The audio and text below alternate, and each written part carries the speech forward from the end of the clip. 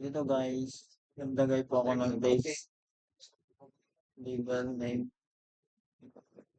Sa akin lang yun sa butik. Then dito, naglagay ko ng level, plus gender. Dito, radio button lang po nilagay ko, mail, and others kung bakla. Wala naman, wala yan kung ano, pwede mo wag na lang lagyan yan kung bakla ka, pwede.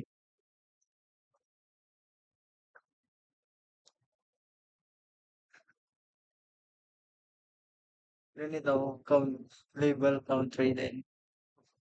Tapos ito, combo. Ito yung mga button, close,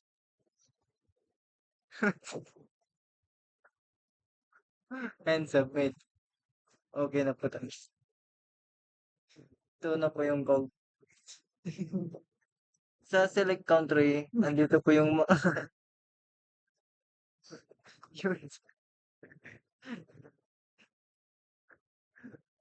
USA, Canada, United Kingdom,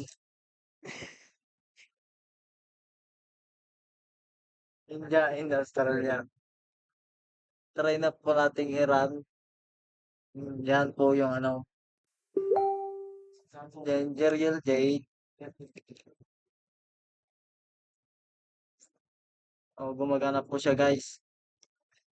Jeriel J. Sauni ko. Email. Okay, gumagana po. Siyempre, mail po ako.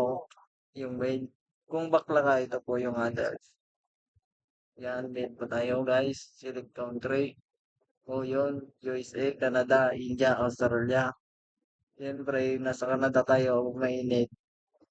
Yung zip code, 243 po. Address, San Juan na lang. San Juan. Kaya gumagana po. 09 Uto Uto. Dog.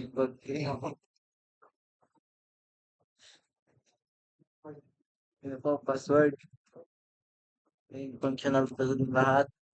O, nag-auto-close po yung password.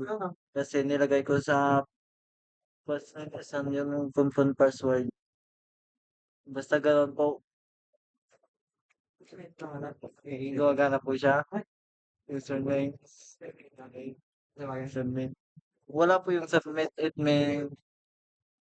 I mean, hindi po tinuro yung ano, yan po lang yung dapat na i-explain. Okay, yan po yung design natin. Kasi, okay, yun. Then close. Kung i-close mo na. Close na po tayo doon. Maraming salamat po. Yan po lang po nagtatapos ang ating video. Bye-bye guys.